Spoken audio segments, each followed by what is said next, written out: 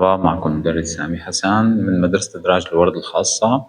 راح نبلش اليوم بالدرس الثامن، التربة في الوطن العربي. كما نشاهد في هذا المقطع، هناك السطح الخارجي للتربة التي توجد عليه بقايا النباتات والأوراق وغير ذلك، الطبقة السطحية والطبقة تحت سطحية، بالإضافة إلى طبقات الصخر الأم. طبعا التربة هي الطبقة السطحية الرقيقة من القشرة الأرضية، تتألف من فطاط صخري ومواد عضوية وكائنات حية وماء وهواء. ويظهر مقطع التربة وجود سطح خارجي كما ذكرت عليه أوراق النباتات المتساقطة، فضلات الحيوانات، تليها الطبقة السطحية المكونة من مواد عضوية ناتجة عن تحلل أوراق النباتات، ثم طبقة سطحية تحت سطحية يغلب على تركيبها الفتات الصخري، ثم طبقة الصخر الأم. هنا يجب أن أؤكد على فكرة أن التربة أو خصوبة التربة مرتبطة بالأمطار. كيف ذلك؟ الأمطار، زيادة الأمطار تؤدي إلى زيادة كثافة الغطاء النباتي، زيادة كثافة الغطاء النباتي تؤدي إلى زيادة نسبة المادة العضوية المتشكلة في التربة، وزيادة نسبة المادة العضوية تؤدي إلى زيادة خصوبة التربة. وإذا عكسنا ذلك، قلة الأمطار تؤدي إلى قلة الغطاء النباتي، وبالتالي قلة المادة العضوية، وبالتالي قلة الخصوبة. فإذا سألت الطالب هنا ما العلاقة بين الأمطار وخصوبة التربة، يجب أن ينتبه إلى هذه الفكرة، بالإضافة إلى حالة استثنائية واحدة، وهي عندما تزيد غازات الأمطار كثيرا كما في الأجزاء الجنوبية من إقليم مداري، فإن الكمية الكبيرة للأمطار تسبب غسل العناصر المعدنية الموجودة في التربة أو العناصر المغذية، فتتحول إلى تربة مغسولة على الرغم من كثافة الغطاء النباتي في هذه المنطقة. كما نشاهد هناك تطابق انتشار التراب. طبعا التربة لها شروط للتشكل، سواء مناخ، أمطار، غطاء نباتي وغير ذلك، وطبيعة الصخر الأم. فنشاهد انتشار التربة المتوسطية في نفس مناطق انتشار الإقليم المتوسطي في هذه المنطقة. التربة الصحراوية في نفس مناطق انتشار الإقليم الصحراوي. التربة المدارية في نفس مناطق انتشار الإقليم المداري.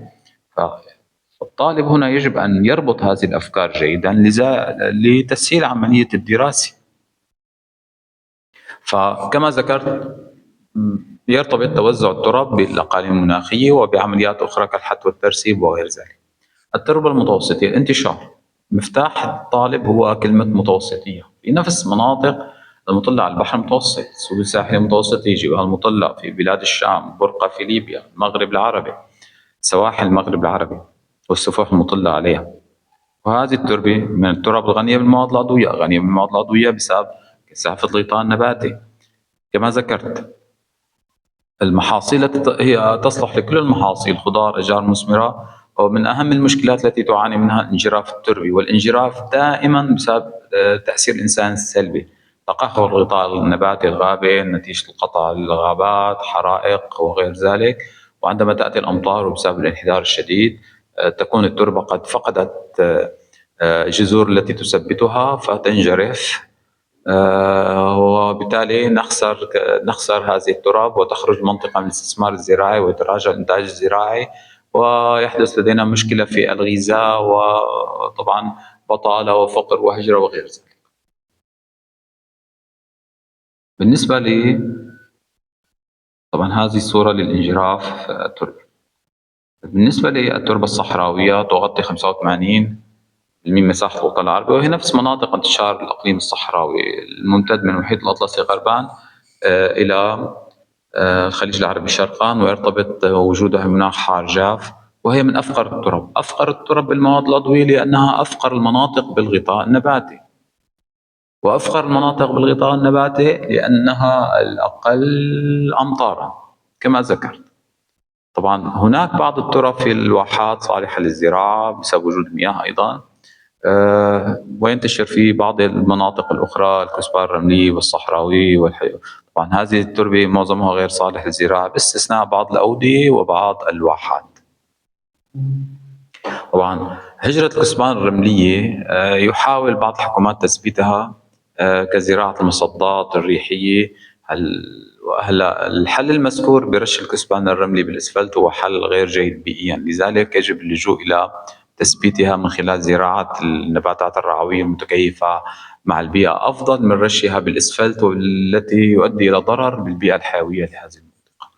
بالنسبة للتربة المدارية أيضا تنتشر في نفس مناطق انتشار الإقليم المداري، وسط السودان وجنوبه، جنوب الصومال، في اليمن، عمان، نفس مناطق انتشار السافانا، وهي التراب الخصبة عمليا لغناها بالمادة العضوية. لكن وهنا تأثير سلبي للأمطار، كلما اتجهنا جنوبا ستزداد غزارة الأمطار بشكل كبير، لذلك تتعرض التربة لعمليات الغسل وإزالة عناصرها المغذية وتصبح أقل خصوبة.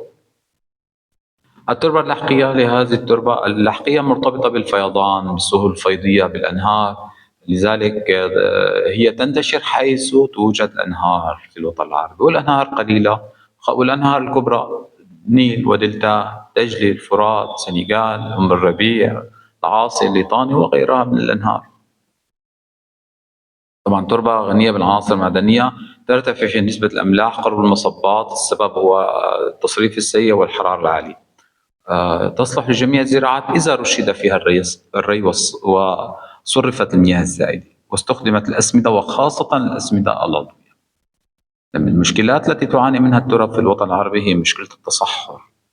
التصحر طبعا هنا يمكن أن يأتي نصب، له أسباب، خاصة الرعي الجائر، قطع الغابات، توسع العمراني، التملح. كل هذه الأسباب تؤدي إلى خروج الأراضي من الاستثمار الزراعي، وبالتالي تراجع إنتاج الغذاء وحدوث مشكلة الأمن الغذائي. الحلول: إذا عالجنا الأسباب نستطيع أن نعالج هذه المشكلة. إصدار قوانين لمنع الرعي الجائر، زراعة النباتات الرعوية، تشجير، تنظيم العمراني، استخدام الري الحديث لمنع حدوث التملح. وبهذا نكون قد أوجدنا الحلول لهذه المشكلة، وبهذا نكون قد وصلنا إلى نهاية هذا الدرس. شكرا لكم.